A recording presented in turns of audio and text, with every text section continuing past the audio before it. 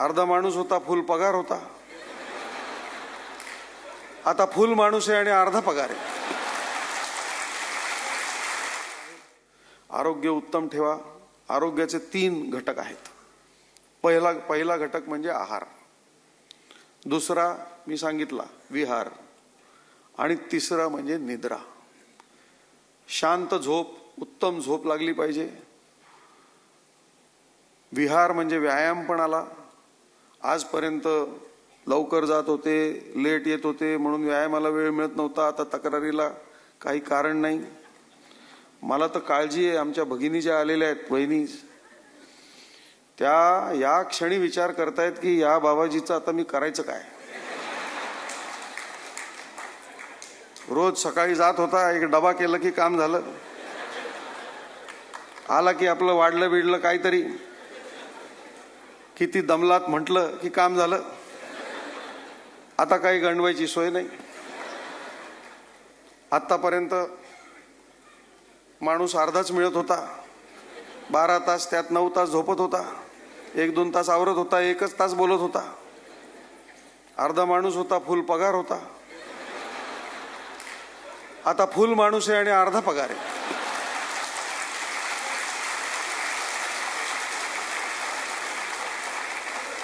तर ताई, तुमची विवंचना मी समजतो आणि म्हणून तुमच्या सगळ्यांच्या साक्षीनं रिटायर होणाऱ्या सर्वांना सांगतो की आतापर्यंत त्या जसं काही सर्व चालवत होत्या तसं त्यांना चालवू द्या. हे कुठून आलं, ते काय करते, एवढं कोणी घेतं का, हे असल्या भानगडी करू नका. शांतपणे जेवत होता तसंच जेवा. जास्त बडबड करायची, याला बोलव त्याला बोलव, त्रास द्यायचा नाही बिलकुल, आणि आनंदाने जगायचं. कारण काय आहे की खरोखरच आपण घरी नसण्याची घरच्यांना सवय असते, आणि आता घरी असण्याची सवय त्यांना लागेपर्यंत आपलं वागणं, आपलं बोलणं, आपलं चालणं जे आहे ते त्यांना सुखकारक असलं पाहिजे, त्रासदायक असता कामा नये. 30-30, 35-35 वर्ष मुंबईमध्ये राहून, मुंबई पोलिसांची, नागरिकांची सेवा करून मुंबईमधल्या अनेक गोष्टी आपल्याला पाहिलेल्या नसतात. मुंबईला, साऊथ मुंबईला हेरिटेज वॉक आहे, INS हमला आहे, जुहू चौपाटी आहे, इतक्या गोष्टी आहेत. काही ना काही राहून गेलेलं असतं, ते पूर्ण करा. महाराष्ट्र अतिशय सुंदर आहे, महाराष्ट्राचा सागर किनारा अतिशय सुंदर आहे, तिथे फिरायला जा, आनंद घ्या आणि आनंद द्या. जेवढा तुम्ही आनंद लोकांना द्याल तेवढा तुम्हाला पण मिळेल.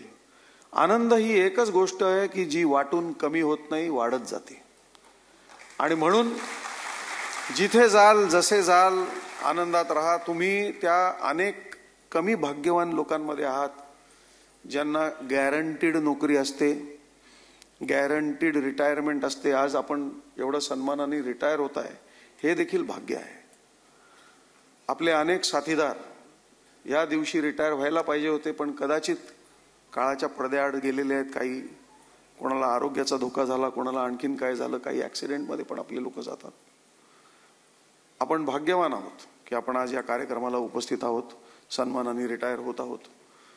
आणि असंच भाग्य आपलं जसं इथवर चालत राहिलं तसं यापुढच्या आयुष्यात देखील चालू राहावं, अशा माझ्या आपल्या सर्वांना खूप मनापासून सदिच्छा आहेत. 5-6 गोष्टी मी सांगतो नेहमी लोकांना. एक म्हणजे आपल्या वेळेचं नियोजन करा. आता आपल्याला खूप वेळ आहे म्हणून लोळत राहायचं, वेळ फुकट घालवायचा असं काही करू नका.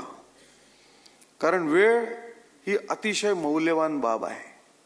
वेळ ही एकमेव बाब आहे की जगाच्या कुठल्याही मार्केटमध्ये आजपर्यंत कोणीही विकत घेऊ शकला नाही, कितीही श्रीमंत असेल तरी. वेळ ही एकच बाब आहे जी तुम्हाला, मला, सर्वात श्रीमंत माणसाला, सर्वात वयस्कर माणसाला सारखीच उपलब्ध आहे. त्याचा विनियोग जो आहे तो अतिशय चांगल्या प्रकारे करा. कोणाचे छंद काही असतील ते जोपासा, कोणाचे राहिले असतील आज सुरू करायला हरकत नाही.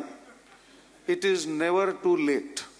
फक्त ते छंद जोपासायला सुरुवात करताना जी काही घरात काळजी घ्यायला पाहिजे, नाहीतर साहेबांनी सांगितलं आणि यांनी नवीनच उपद्व्याप सुरू केला.